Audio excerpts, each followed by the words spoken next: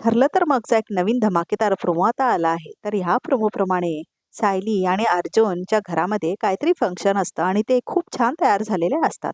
तर आता तेवढ्यातच कुणीतरी दगड मारतो त्यांच्या खिडकीवरती आणि मग तो दगड आत येऊन पडतो. तर त्या दगडाबरोबर एक चिठ्ठी असते. तर त्याच्यात लिहिलेलं असतं काहीतरी. तर मग आता अर्जुन आणि सायली आवाज ऐकून येतात तिकडे आणि मग सायली बघते तर काय एक चिठ्ठी असते. तर त्याच्यामध्ये काहीतरी लिहिलेलं असतं. तर सायली वाचते आता ते. अर्जुन, आता वेळ आली आहे तुझा जीव घेण्याची, असं वाचते आता सायली. तर मग आता पुढे अर्जुन ऑफिसला जात असतो. तर आता सायली त्याला अडवते आणि म्हणते, "अहो, आज तुम्ही कुठेही जायचं नाही." "That's not possible Sayali. मी वकील आहे, मला जावं लागेल. क्लायंट्स वेट करतायत माझा," असं म्हणतो आता अर्जुन. "ॲडव्होकेट आहे ना मी," असं म्हणतो तो. तर आता सायली म्हणते, "श्श, ॲडव्होकेट नंतर. आधी तुम्ही माझे आहो आहात." आणि ती आता आपला पदर बांधते आता अर्जुनच्या हाताला आणि म्हणते, "आता जिथे तुम्ही तिथे मी." असं म्हणून आता ती अर्जुन सोबत चालायला लागते आणि अर्जुन मात्र तिच्या पल्लूला बांधलेला असतो. खूप छान रोमॅन्टिक सीन दाखवलंय प्रेक्षक हो. आणि हे आता मेन एपिसोडमध्ये 6 आणि 7 ऑगस्टला दाखवलं जाणार आहे. खूप मस्त वाटला हा प्रोमो खरंच. कारण चांगली गोष्ट काय माहितीये का प्रेक्षक हो, सायलीला इतक्या दिवसांनी खूप छान दाखवलंय. म्हणजे आता तिचा गेटअप संपूर्ण चेंज केला या लोकांनी. म्हणजे आता ती भरजरी साड्या आणि वर हेअरस्टाईल वगैरे केलेलं दाखवलंय आणि अर्जुन पण खूप छान दाखवलंय प्रेक्षक हो. म्हणजे इतके दिवस सायलीला गबाळ्यासारखं बघून आपल्याला कंटाळा आला होता ना, थोडं चेंज दाखवलंय आणि जरा श्रीमंतांची सून असं दाखवलंय ते. आणि बहुतेक आता तिला सुनेचा मान मिळालेला आहे. त्यामुळे तिला असं राहायला सांगितलेले असतील बहुतेक. पहिला मान मान नव्हता ना तिला, त्यामुळे ती बहुतेक गबाळ्यासारखी राहायची. आता मान मिळाल्यामुळे छान तयार होऊन राहते. आणि मग ह्या प्रोमोप्रमाणे अर्जुनच्या जीवावर कोणीतरी उठलेलं आहे. तर कोण असू शकतं ते? सगळ्यांना हेच वाटेल की मैपत असेल. पण मला असं हे वाटतं की अश्विन पण विलन झाला असेल आणि तो जाऊन मैपतला सामील झाला असेल. आणि आता तोही प्रियासारखेच प्रयत्न करणार, काहीतरी बाद करण्याचा अर्जुनचा. तर मला तर आता असं वाटायलाच लागलंय की अश्विनच असू शकतो हा, ज्यानी धमकी दिलेली आहे अर्जुनला म्हणून. कारण कुणी विचार पण नाही करणार ना. त्यामुळे अश्विनच विलन ठरणार बघा प्रेक्षक हो. तुम्हाला का वाटतंय तुम्ही पण सांगा. पण मला तर अश्विन वाटतोय. त्यांनीच लिहिला असेल हा लेटर असं वाटतो. आणि महिपतचं काय ते पण आता इंटरेस्टिंग होणार आहे आणि आपल्याला कळेलच काय होणार आहे ते. आणि दामिनीचं कॅरेक्टर मात्र मात्र बहुतेक संपलेलं आहे प्रेक्षक हो. कारण ती खूप मोठी ॲक्ट्रेस आहे ना, तर एवढे दिवस ती नाहीच करणार आता काही काम. तर अर्जुनला पण इथे खूप मोठा वकील झालेलं दाखवलंय. त्याला खूप फेमस तो आता खूप फेमस होतो ना या केसमुळे. घराघरात जाऊन पोहोचतो. त्याला खूप फेमही भेटतं. तर त्यामुळे त्याचे क्लायंट्सही वाढलेले असतात. आणि सायली पण खूप छान दाखवलंय तिकडे. आणि कुठलं फंक्शन होतं ते आपल्याला बघावं लागेल. मला तर वाटतंय मंगळागौरचा कार्यक्रम होत असेल, नाहीतर लग्न लावून दिलं असेल परत अर्जुन आणि सायलीचं. प्रेक्षक हो, तुम्हाला काय वाटतंय? काय फंक्शन होतं असेल सायलीच्या घरी? इंटरेस्टिंग तर ही गोष्ट ठरणार आहे, की आता प्रतिमा आणि रविराज कसे वागणार अर्जुन आणि सायली बरोबर. कारण हे पण खूप महत्त्वाचं आहे ना. कारण रविराज तर बघा प्रेक्षक हो, तन्वी त्याची मुलगी नाहीच ती, म्हणजे प्रिया त्याची मुलगी नाहीच आहे. तरीही फुकटचं टेन्शन आणि त्रास ओढून घेतलाय त्याने. रविराज पण खूप बावट कॅरेक्टर आहे प्रेक्षक हो. पहिल्यापासून बघा तुम्ही ही केस केव्हा संपली असती. पण रविराजने खूप बाधा गाठल्या आणि आता तो काल म्हटला सुद्धा कालच्या एपिसोडमध्ये, की मला माहीत होतं माझी मुलगी चुकली आहे.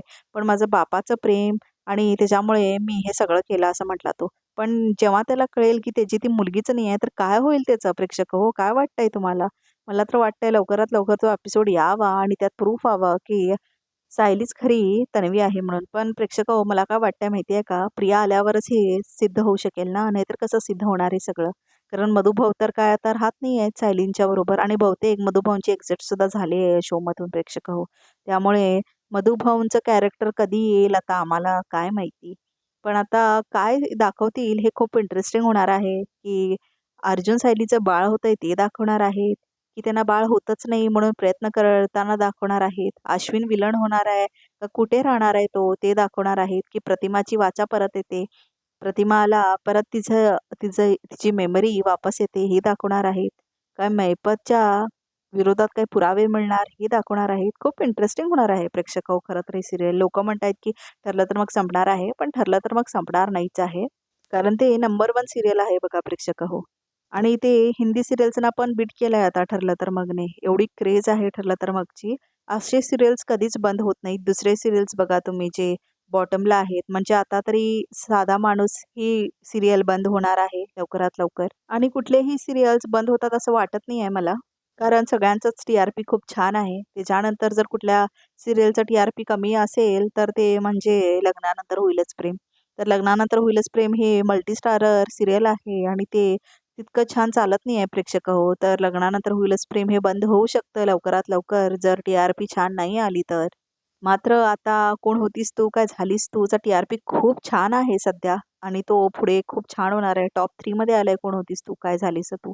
तर प्रेक्षक हो, ठरलं तर मग बंद होणार नाही आहे आणि खूप इंटरेस्टिंग होणार आहे ह्याच्यापुढे आणि तुम्हाला खूपच आवडणार आहे सीरियल. तर प्रेक्षक हो, उद्याचा रिकॅप तुम्ही पाहिलाय ना, तर पूर्णाजीला चक्कर येते आणि ती म्हणते की कुठल्या वेळेला मी माझ्या अश्विनचं लग्न त्या मुलीसोबत लावलं आणि त्याचं आयुष्य बरबाद केलं. ह्याला फक्त मीच जबाबदार आहे. म्हणून आता पूर्णाजींना खूप त्रास होतो आणि त्या कोसळतात आणि सायली त्यांना पकडते. तर आता इथे पूर्णाजीचं पण काय होतं ते बघायला लागेल. कारण आता पूर्णाजीचा पण काही रोल नाही राहिलाय ना आता या सीरियलमध्ये आणि त्या बहुतेक फिजिकली वीक आहेत वाटतंय. ते जे कॅरेक्टर प्ले करतायत ते. तर त्यामुळे असं वाटतंय की पूर्णाजीची पण एक्झिट होऊ शकते.